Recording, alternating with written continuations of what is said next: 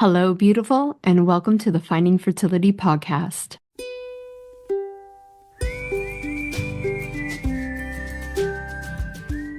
I'm Monica, your mentor in uncovering the hidden layers of your fertility journey. Together, we'll discover the right path for you within the 6 essential steps to creating the family of your dreams. We'll ditch the overwhelm, tune into your intuition, and build a vibrant foundation for your fertility. Whether it's through gut health, subconscious healing, or energetic alignment, you can unlock your body's natural power to get and stay pregnant. Your fertility journey is all about radical responsibility and deeply believing that your body is on your side. It's time to stay consistent, embrace trust, surrender, and create the transformation you deserve. Finding Fertility does not diagnose, prescribe, or treat any fertility issues. What we do is empower you to take control of your health by uncovering the root causes holding you back. Let's do this together.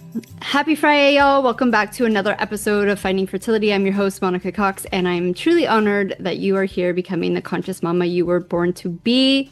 I'm here today with a very special guest. And I actually should have asked you how you pronounce your name because I'm just assuming it's Melisha, but it's spelled differently. Yeah, it's Melisha. It sounds like the army, the volunteer army, the militia. Yeah. Yeah, that's what I always tell people. Yeah, Melisha. Okay, well, there we are. I even said to myself, ask her how she pronounces her name because some people just spell it differently, right? But it's like pronounced that way. So welcome to the podcast. Thank you so much for being here. Just tell our audience a little bit about you.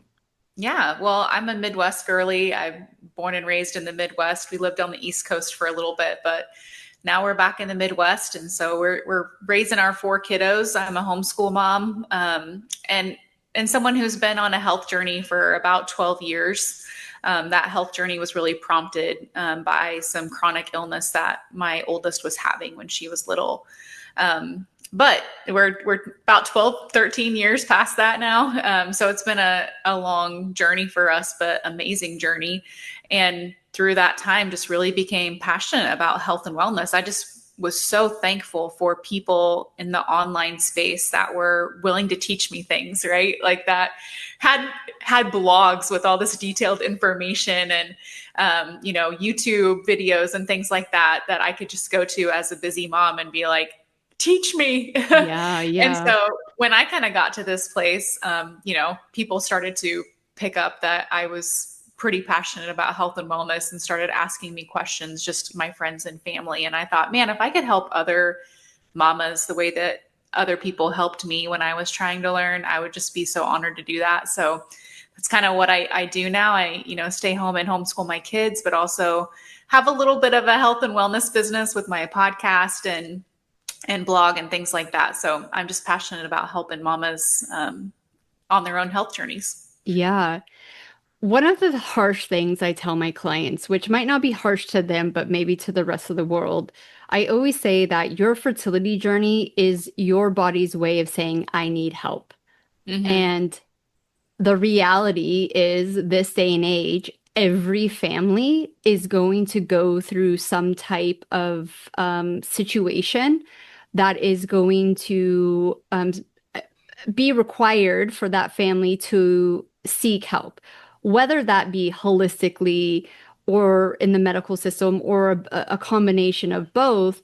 But I say to them, like, you get the chance right now to radically take control of your cellular health and the epigenetics and decrease the chances of it being your child that you then therefore have to support. Or even if you have to support your child in the future, you have the knowledge. You can really take empowerment and make that journey way less bumpy. So tell us a little bit about, your daughter's journey and your journey and why you decided to look at the holistic route, because some people just don't. Yeah. Well, she was about 5 years old and just had chronic ear infections. She was just like chronic, congestion, which would lead to ear infections. And we would go to the doctor and get an antibiotic and it would help maybe for a little bit, but then it would all just come back. And so we were in this cycle. And finally I realized, like, we just keep doing the same thing over and over again. This is not getting better, And so I had never done this before, but I just Googled, are there some natural remedies for ear infections? And I found a couple things that seemed really pretty harmless. You know, if it doesn't work, fine, but this isn't going to hurt, right? And so I tried it. And we were even at the point where, you know, a doctor was wanting to put tubes in her ears. And I know that's really common thing to do. But I just had a check in my own spirit about that. I was like, I'm not sure that I really want to try that yet. And he's like, you can go home and try whatever you want. He's like, but you're going to end up back here. But we didn't, because the natural remedies actually worked. And I was very shocked. And, you know, when I told people what we did, and I was like, we did this and it just worked. And, but that really set us off on a journey of just what you said, of trying to listen to our bodies more, really. Like, what is our body trying to tell us here? You know, and is there something that we can do to partner with the way that our bodies were made to bring about more health and wellness in our family? Yeah, absolutely. So let's like touch on a sensitive subject, because a lot of time, like, you know, mothers have the guilt, or they don't really want to say it out loud, and maybe you will or you won't, but what is it like as a mother dealing with chronic issues with their children? Like, what, you know, I've been fortunate maybe because I had to deal with my own chronic issues, and Yeah. like I know that journey for myself, but I don't know that journey with another human being where you can't feel, you can only see their pain, and you can only, you know, so what does it feel like for a mother going through all that? Yeah, that's a good question. I've definitely dealt with it for myself as well over the years. You know, things have come up for me and my husband and my other kids, that I'm like, okay, wait, this is ongoing. You know, we need to stop and figure this out. But I mean, when she was struggling, I just felt horrible. You know, like I was trying my best for what I knew to do, but I also knew, I was like, this isn't working. And I had this moment of like, am I really brave enough to like try something else? Right. Yeah. To try something that the professionals aren't really recommending and don't think is going to work. Like, you know, can I like actually do that? Mm-hmm. And so there was, you know, in your health journey, you're going to have a lot of challenges. You know, if it's you or your kid or whatever the situation is, like you're going to have a lot of challenges along the way of, you know, making hard decisions or, you know, going against the grain in some ways. But those challenges will always present choices that then help you to change one way or the other. Yeah. So every challenge that we come across, so it felt very challenging, I would say, at that time. I was kind of in just a state of stress in my own mind, you know, a battle in my own mind of, do I just keep doing what the professionals tell me to do, or do I really start to trust my own intuition and instincts at this time and try something different? And it was a small thing that I tried. I told you, you know, it's like I picked something that seemed really harmless that I didn't think was going to hurt her. And we were dealing with ear infections, you know, we're not talking, you know, so there's also a scale of chronic issues that you're dealing with and how serious they can be. So we were fortunate that this wasn't like a life-threatening, you know, chronic issue. So we had a little bit of play there where we could like kind of experiment in a way and see what was going on. But it was still like a challenge to me to go against the grain. I'd just do something that I'd never done before. And that was like the first time that I had ever done that in with health, especially. Yeah. And so having that challenge, I realized I have a choice to make here. And then having success with that, it changed me to be like, oh my gosh, we can like actually do something different, right, than what everybody else is doing or what the professionals are telling me to do. So I just want to like empathize with the women and the mamas that are listening that are feeling that challenge right now, that kind of tension of like, which way do I go here? Do I keep doing what these people say to do, or do I like start trusting my own intuition and do what I know is right? And I love what you said about listening to your body. That's been one of the greatest gifts in this whole journey, is learning to listen to my body and helping my kids learn how to do that. You know, absolutely. I can see them, they'll come upstairs and be like, Mom, my throat's starting to hurt, you know, and they know that's like the first sign. You don't wait till it gets like 10 steps worse. like, uh-oh, the throat is a little dry. Like I might need to do something. Right. And I love that. Yeah. And like you said, none of us were taught to do that ourselves.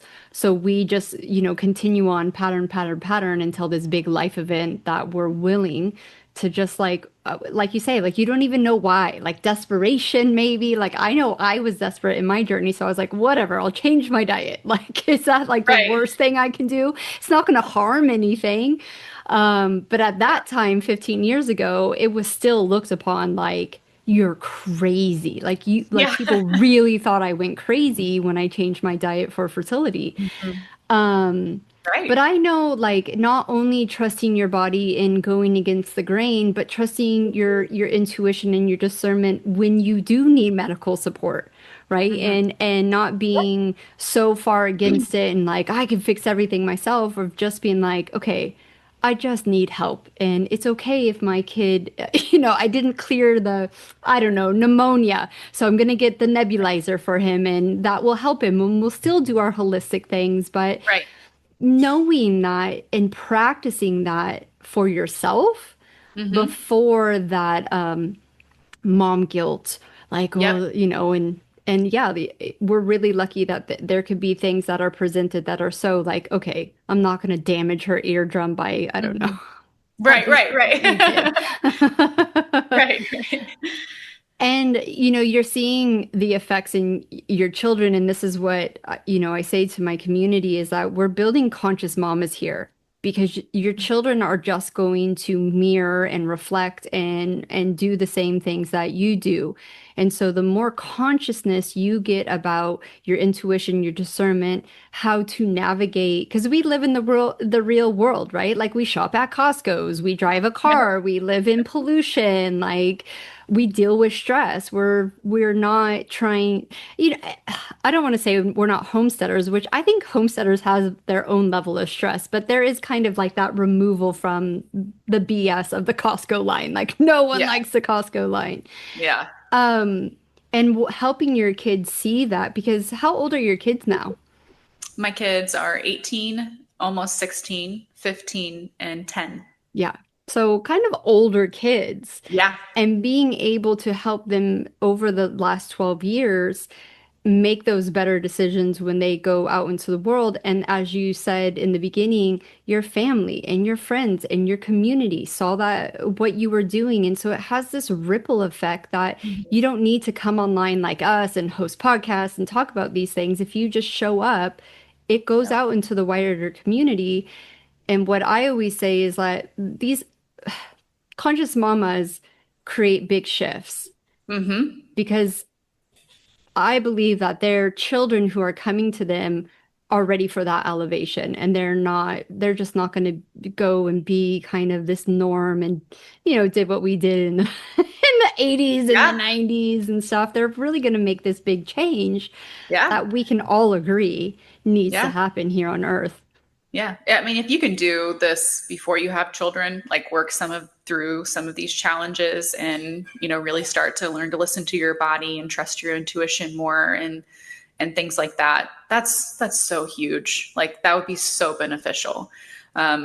Because you think about a health journey and you're going to think about food and exercise and maybe using less chemicals in your home. And I love all those things. Like I love that. I love thinking about that kind of stuff, but it's not just a physical journey of making practical choices. It's also an emotional and mental and spiritual journey. And it can be a lot, Yeah. honestly, Yeah. because it's just a lot of changes. Like, and Mhm. it can be overwhelming. I remember I bit off more than I could chew in the beginning. I started learning so much at once that I wanted to do everything and like change everything and, do all better food and all better products and, you know, have a better exercise routine and all the things. And it was so stressful, which Mhm. is really not healthy. Yes. So, like it can be a lot. And if you also think about how that emotional aspect of overwhelm, can impact your health. So you just have a lot of things going on. Like it's not just a physical journey, right? It's emotional, spiritual, mental. That's the holistic health picture. But those emotional things kind of come as a result of some of the physical and outward changes that you're making. At least they did for me. Mm-hmm. So, when we, wanted to change the way that we were, we wanted a more open-minded pediatrician when we had kids and started learning. So I had to be more of a vocal advocate for my kids when we would go to the pediatrician's office. That was very hard for somebody and I had to learn, so that was the outward action, right? Okay, I'm going to go in here and I'm going to say this and this because we're going to make these certain choices for our health and do this and not do that. But inwardly, I was like, why is this so hard for me? Why is it so hard for me and to go in here and be like, I don't want to do that. I don't want to follow your recommendations. And I had to learn it was because I was a people pleaser on the inside. And I was afraid of that person's reaction toward me. So that was the emotional, spiritual, mental thing that was going on, as we did these physical outward changes. There's a lot of that in a health journey. Absolutely. Where you're kind of come to terms with why am I feeling this way right now? Why am I sweating? Totally. And I mean, in a fertility journey, you have that white coat syndrome from day one. I mean, my audience knows I got talked out. My intuition told me exactly what I needed. God, spirit guides, Jiminy Cricket, whatever you want to call it, I knew. And that moment I was in that doctor's office, I'm like, no, no, no. And I listened. And there was consequences, not because you're being tested or, karma or any of that. It's just the natural order. You don't follow the steps that are laid out for you because you don't have that confidence, whatever it is. Right. It's just, of course, that IVF was going to fail because I still had high natural killer cells, not because I was a bad person, or karma in another life. So, I definitely think that what a lot of people don't understand when they get into the physical, tangible aspect of health and wellness, and especially, we're talking over a decade ago for the both of us learning, that's what they preached. It was very physical, just get the physical stuff. And I know people were talking about the mental and emotional level, but not like we hear it now. So there's these things that you have to look at and go, why am I not sticking to my diet? Or why am I reaching for a glass of wine? Why am I not advocating for myself in the doctor's office? Why am I not setting boundaries with my family who is toxic? Or why is my best friend, you have to start really thinking and unpacking these things for yourself because it's harder to do the physical stuff when the emotional and the energetic of why you were doing them in the first place, right? You're just going to keep patterning the same way into motherhood. Yep. Can you see that now as someone who has done motherhood? Mine are still 9 and 7, but you've seen all the phases of motherhood and how you first started mothering and then all the knowledge that you've gained over the last decade plus to now how you mother. Yeah, for sure. I definitely feel more empowered now as a mom to trust my own instincts, my own intuition, which I feel is God-given to us, right? It's a good thing that we have, right? And that we can learn to trust. But the reason that I brought up that emotional aspect of your health journey is because if you don't deal with those emotional, spiritual, mental things that come up along the way, you're just focusing on eat the protein, whatever, then you're not dealing with those other emotional things that come up. It's really going to stunt your growth, your personal growth, your maternal growth. If you want to end up in a place where you do feel confident, you can trust your own authority, ability to make decisions, those kinds of things, you have to deal with those emotional things along the way.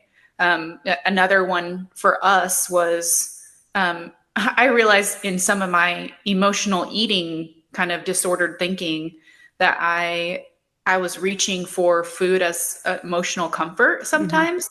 And I realized that I had done that in my family growing up. That's what we did to celebrate, or if we were sad or anything, it was always, usually desserts of some kind.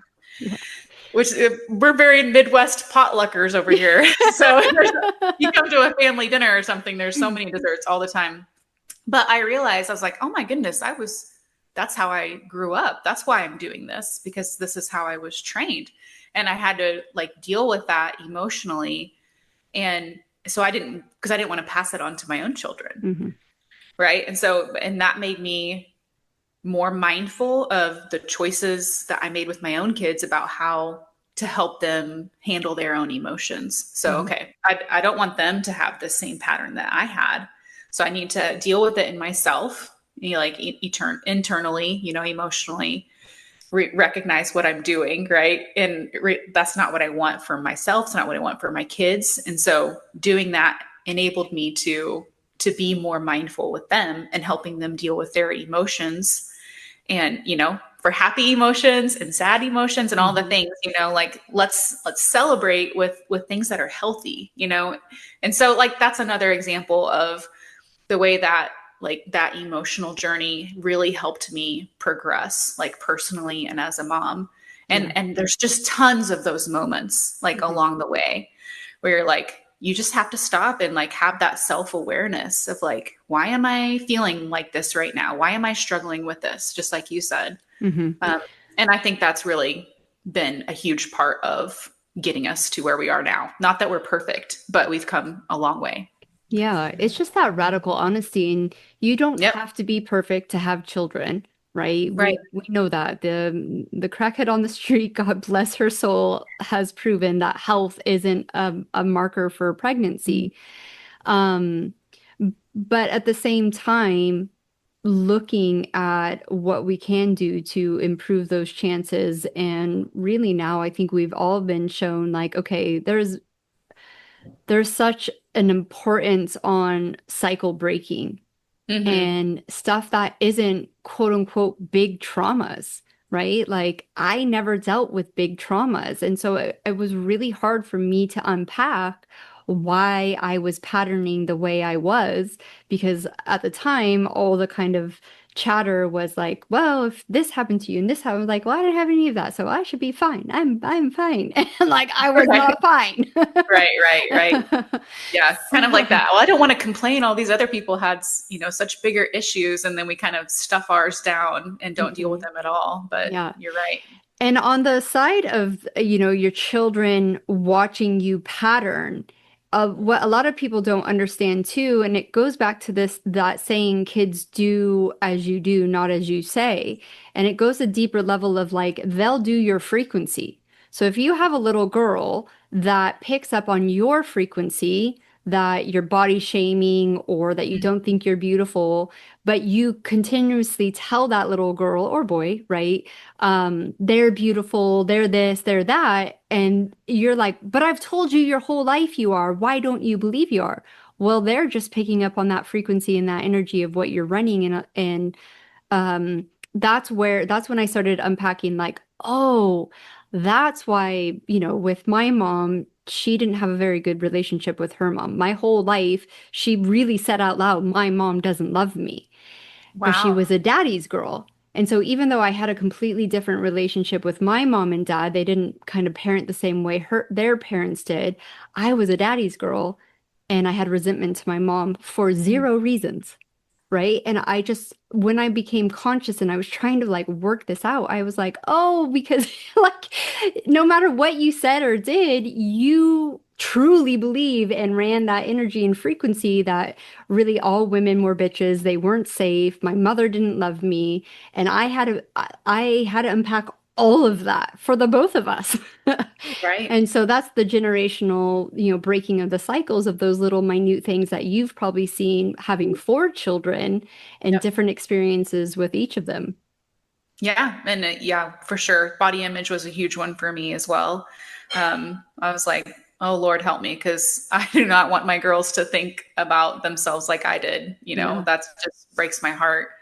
So that was a huge emotional, spiritual journey for me and it took me a long time and honestly, learning about health helped me because I used to think about health. I was like, if I'm skinny, I'm healthy. That's what I thought. Like I can tell you that's not true. I know. Like growing up in like the low fat 90s, of like Weight Watchers, I was like, that's what I thought health was. And then now that since I've learned about what health really is, I know so many thin people who are terribly unwell, right? And so knowledge is what I'm saying. Knowledge really is a powerful tool. Yeah. So if those areas that you're struggling with, like there are probably resources out there where if you could get yourself more educated and more informed, it would really help you break out some of those cycles too. Yeah, because I think a lot of women listening to this, they're type A. They want the information, more knowledge, more, Sometimes you have to satisfy that conscious brain to allow yourself to, because if I sit here and I tell you it's subconscious, all you have to do is identify the emotion, flip the emotion to a positive, do some cross brain, do breath work, go for a hike, sit in silence. Most of you, I'll be like, absolutely not. Like, I need the science. And I was like that too. And that's like, how we get all of our information. And I'm at this point, I'm like, I don't care anymore. Like, give me fairies, give me angels, like, just make it simple. Because sometimes all that knowledge in the world keeps you in the same pattern of searching for more and more. And then when you're asked to say, okay, here's the right path, like just pretend I know 100% that's the diet for you. That's the mindset work. That's that. Where people struggle, and I would like your opinion on this too, is the mundaneness of motherhood. When you are type A, overachiever, go, that was the hugest slap in the face for me. Like, I have 20 years early education. I was supposed to be Mary Poppins. I was supposed to be the Pinterest mom. And I struggled, especially after my second was born. So my two are about 2 years apart. So when you have two, it's definitely a different game as well. I struggled to be present. I struggled to be the mom that I wanted to be because my whole nervous system was like, nope, too boring, too slow, too mundane. If I have to clean that damn high chair one more time, I'm gonna, Yeah. So what was your kind of awakening with that?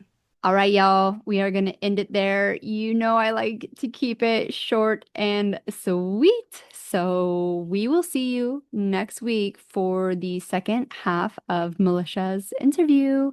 Have a beautiful Friday, and we'll see you the following Friday. Have a beautiful weekend as well. Thank you once again for tuning in and becoming the conscious mama you were born to be. Remember, I wasn't some magical unicorn who stumbled into fertility success. I stayed consistent, I put in the work, and I made it happen. And guess what? You can too. And I have something for my loyal podcast listeners, but here's the key. This is only for women who are feeling burnt out, frustrated, and stuck in the cycle of endless research. And you're at a point where you are screaming, I have tried everything. Why isn't this working? This only works for women who are ready to take a radical responsibility for their journey and start listening to their body's innate wisdom. Because deep down, you can heal and achieve your ultimate goal. If that's not you yet, that's okay. Not everyone is ready yet to show up with ease, deeply connect to their energy, unlock subconscious patterns, and listen to their body's ability to come into full coherence. But for those who are ready, I'm offering something I only do with my paying clients, and this is a fertility breakthrough session. This is the first thing I do, even before I start really deeply working with someone in a coaching package. It's a deep dive session where we look at exactly where you are right now, what's keeping you stuck, and the easy shifts that can change everything. But fair warning, these sessions are very limited and go fast. So if you're interested in checking out my superpower for uncovering exactly what's been overlooked, jump into one of these free calls. They're deep, they're intuitive, and they're game-changing. The only way you can access this is if you actually personally message me. You can do it on your favorite platform, IG, TikTok, or at my personal email, monica@findingfertility.co. Not .com, because they wanted $3,000 for the M with just one word. And that word is dreams. Obviously, DREAMS. And I'll make sure you get that link right away. Remember, this transformation happens when you stay committed to yourself. Trust your body, follow your intuition, make it possible. The links that you need are down below.